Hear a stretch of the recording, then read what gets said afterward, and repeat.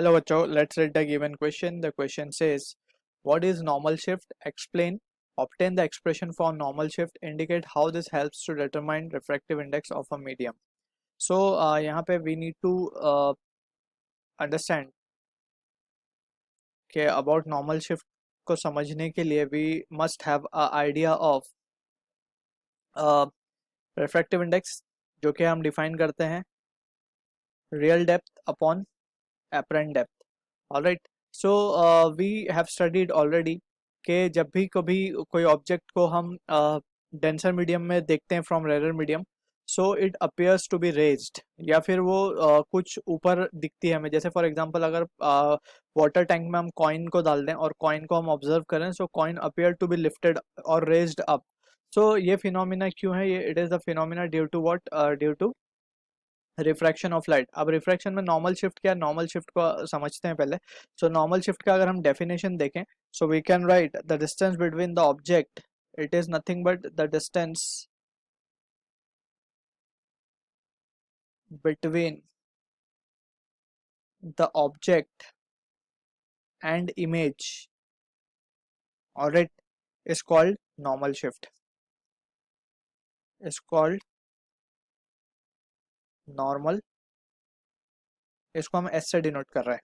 Alright, so अब यहाँ पे वी कैन सी कि we have defined a formula that is real depth upon apparent depth. अगर इसको हम ट्राई करें with the help of a ray diagram समझने के लिए, so let's say this is a water filled tank और इसमें एक ऑब्जेक्ट रखा हुआ है, एंड फ्रॉम दिस ऑब्जेक्ट हम लाइट रेज अगर एमिट करें, so this is the one ray, ये नॉर्मल से रिफ्रैक्ट हो गई, and this is the second रे, ये चली गई स्ट्रेट.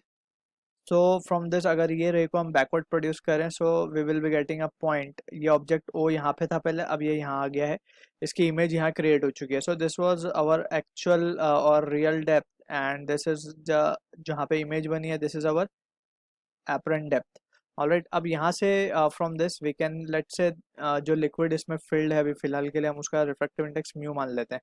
ऑलराइट, सो यहाँ से वी कैन राइट के नाउ,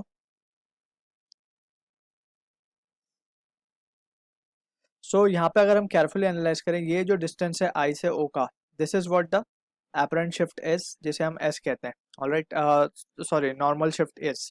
सो अब अगर हम कंसिडर करें, लेट्स से ये जो बाहर का जो मीडियम है हम उसे कह देते हैं कि दिस इज एयर, सो इसका रिफ्रैक्टिव इंडेक्स हो जाएगा 1. ऑलराइट, और इस वाटर का रिफ्रैक्टिव इंडेक्स हमने म्यू मान लिया है. So we can write mu will be equals to what? Real upon apparent. So apparent depth की अगर हम बात करें, सो एपरेंट डेप्थ क्या हो जाएगा? एपरेंट डेप्थ हो जाएगा real upon mu. Alright, so from this we can say therefore now जो हमारी एस है, that is normal shift. S को हम क्या लिख सकते हैं एक्चुअल में? अगर हम डायग्राम देखें, so S can be written as d real minus d apparent, d real minus d apparent. Alright, so अब यहाँ से अगर हम केयरफुली एनालाइज करें, सो डी रियल को की जगह, डी एपरेंट की जगह पे वी कैन राइट, इसको तो हम डी रियल ही रखते हैं, माइनस इसे हम एक्चुअल में डी कह देते हैं. ऑलराइट, सो बार बार डी रियल नहीं लिखना पड़ेगा हमें. So we can say D minus of D apparent की जगह पे हम अगेन डी बाय म्यू लिखेंगे.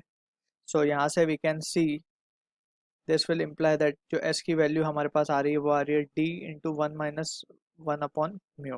सो this is what the expression for normal shift is, और इसी की मदद से we can deduce the formula for refractive index of the medium. So जितना ज़्यादा शिफ्ट होगा उतना ज़्यादा वी कैन से कि ये रिफ्रैक्टिव इंडेक्स मीडियम का ज़्यादा होगा, और we can say the medium will be more denser. So I hope you understood the solution. All the best.